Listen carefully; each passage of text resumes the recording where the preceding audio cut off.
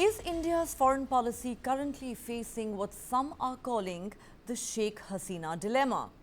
As the former Bangladesh Prime Minister continues to stay in India with no country offering her political asylum yet, what are New Delhi's options?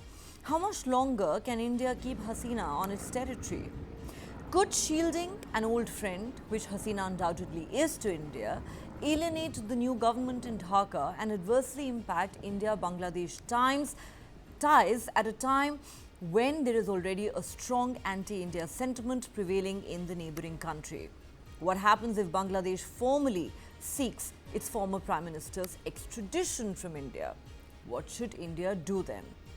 Shield an old friend and trusted ally, or prioritize improvement of ties with a strategically important neighbour in an increasingly uncertain and hostile region during these tumultuous times? Nobel laureate Mohammad Yunus, the head of Bangladesh's interim government, has said the former Prime Minister making political remarks from India is an unfriendly gesture, asserting that she must remain silent to prevent discomfort to both countries until Dhaka requests her extradition. In an interview to a news agency, Yunus said, if India wants to keep her until the time Bangladesh wants her back, the condition would be that she has to keep quiet. Remember, 84-year-old Yunus was appointed Bangladesh's chief advisor after Sheikh Hasina's ouster. He now heads the interim government there.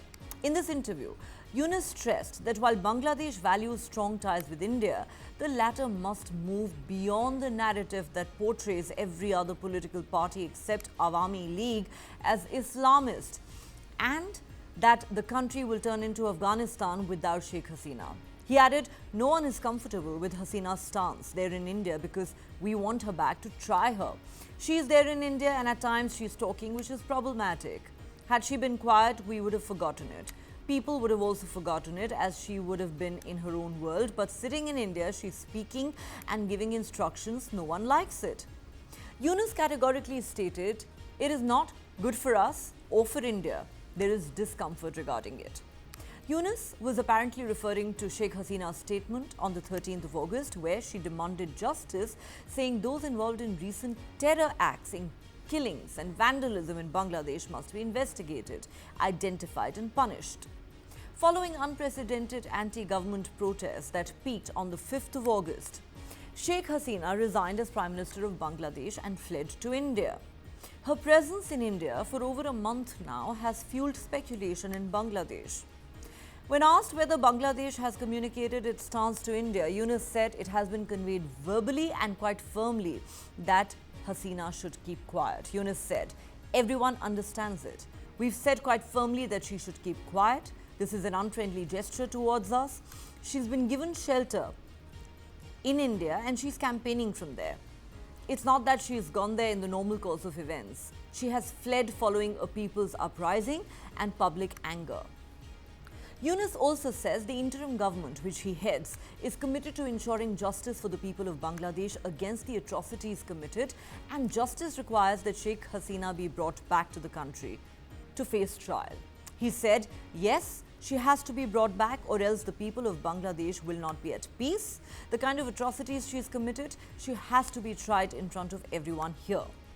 Discussing the future of the India-Bangladesh relationship, Mohammad Yunus expressed a desire for good ties with India but insisted that New Delhi must abandon the narrative that only Hasina's leadership ensures the country's stability. He says the way forward is for India to come out of the narrative. The narrative is that everybody is Islamist, the Bangladesh Nationalist Party is Islamist and everyone else is Islamist and will turn this country into Afghanistan, and that Bangladesh is in safe hands only with Sheikh Hasina at the helm. India is captivated by this narrative. It has to come out of this narrative. Bangladesh, like any other nation, is another neighbor, he said. Referring to the recent incidents of attacks on Hindu minorities in Bangladesh and India raising concerns about it, Yunus said, this is just an excuse. The issue of trying to portray the conditions of minorities in such a big way is just an excuse, he insists. The minority Hindu population has faced vandalism of their businesses and properties, as well as destruction of Hindu temples during the student-led violence that erupted following the ouster of Sheikh Hasina. Prime Minister Narendra Modi, in his Independence Day address, expressed hope that the situation and violence in Bangladesh would return to normal soon and stated that 1.4 billion Indians are concerned about the safety of Hindus and minorities in the neighboring country. Mohammad Yunus has emphasized the need for India and Bangladesh to work together to improve their currently strained relationship. When asked about ways to improve Indo-Bangla ties, Yunus said, "We need to work together to improve this relationship, which currently is at a low." Over 100 criminal cases, including those of murder and abduction, have been filed against Sheikh Hasina by the authorities in Bangladesh in recent weeks. Over 230 people were killed in Bangladesh in the violence that erupted across the country following the fall of the Hasina government, taking the death count to more than 600 since the massive protest by students against a controversial quota system in government jobs first began in the middle of July. So why is this such a diplomatic conundrum for India? For a long time now, the Bangladeshi public has been increasingly frustrated with what they call New Delhi's Big Brother approach towards its eastern neighbor. Bangladesh watchers say Sheikh Hasina and her Awami League party's close ties with the Indian establishment were often viewed by the Bangladeshi people as a more give, less take relationship. They argue that for Hasina, this alignment was likely the most effective way to maintain her grip on power, given the direct support she received from New Delhi. Now, India's critics in the subcontinent say the Indian government consistently positioned itself as a protector of Hasina and her Awami League, creating a patron-client dynamic in the diplomatic relationship between India and Bangladesh, akin to that of Russia and Belarus. Remember, Hasina was first granted refuge in Delhi all the way back in 1975 after the assassination of her father, Sheikh Mujibur Rahman, a prominent freedom fighter referred to as the founding father of Bangladesh, whose 3-year rule was marked by controversy before his death.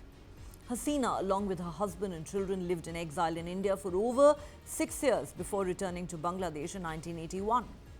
Her strong personal ties, both with the BJP and the Congress, helped establish Bangladesh as India's closest and most dependable regional ally. Experts say this alliance gave India a strategic advantage in the wider South Asian region and prevented Bangladesh from falling under China's influence. Hasina's critics, including the opposition parties, say that throughout her first term in office from 1996 to 2001 and her subsequent term beginning in 2009 till last month, the former Bangladeshi premier facilitated India's influence through economic and security cooperation, including granting access to critical waterways and allowing Indian businesses to secure profitable deals in Bangladesh. In return, they claim India not only overlooked the increasing autocracy and repression of Hasina's regime, including rigging of elections, but also actively interfered in Bangladesh's internal affairs to keep Hasina in power and pressured other countries to recognize her leadership. But with Hasina's abrupt and dramatic downfall, the situation has shifted, they say, leaving New Delhi scrambling for strategies to navigate the post-uprising landscape in Bangladesh. And Hasina's presence in India, since she fled Dhaka on the 5th of August after her resignation, is now hindering efforts to improve relations between Dhaka and New Delhi. In Bangladesh, Hasina's decision to escape rather than address the crisis has been condemned by her party members as a betrayal, leaving many of her closest allies feeling abandoned and disillusioned. Simultaneously, widespread resentment towards Hasina is intensifying due to the emergence of videos and pictures showing atrocities and brutalities which she is accused of employing to suppress the 20-day student protest that ultimately led to her downfall. There is footage purportedly showing Hasina's police force loading piles of bodies into minivans, allegedly incinerating the bodies of protesters and targeting ordinary citizens in their homes. This has not only heightened public outrage but also increased demands for India to extradite her under the treaty between the two countries. Bangladesh's International Crimes Tribunal is also investigating Hasina on charges of genocide and crimes against humanity relating to the killings during these protests. The interim government has revoked Hasina's passport, diplomatic passport, complicating her ability to stay in any country for an extended period of time without a formal asylum. The principal opposition party, Khaleda Zia's BNP, has already urged India to return Hasina, alleging that she is using her refuge to subvert the interim government and the democratic movement in Bangladesh. India faces a complex dilemma. Extraditing Sheikh Hasina to the new government in Dhaka for prosecution could damage its credibility with other allies.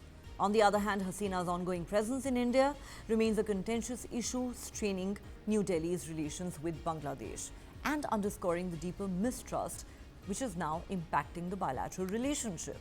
For India, Bangladesh is not just any neighboring country, it's a strategic partner and a close ally, crucial to India's border security, particularly in the northeastern states. The two countries share a porous border, which makes it relatively easy for armed insurgent groups from India's northeastern states to cross into Bangladesh for a safe haven. After Hasina's Awami League party came to power in 2009, it cracked down on some of these ethnic militant groups. She also amicably settled several border disputes with India. Also, during Hasina's 15-year rule, trade relations and connectivity between the two countries flourished. India gained road, river and train access via Bangladesh to transport goods to its northeastern states. However, here lies the rub. Analysts say Delhi can't afford to lose its influence in another neighboring country after the Maldives and Nepal if it wants to protect its status as a regional powerhouse, especially as rival China is jostling for influence in the region. So what are India's options? How should it navigate this diplomatic minefield?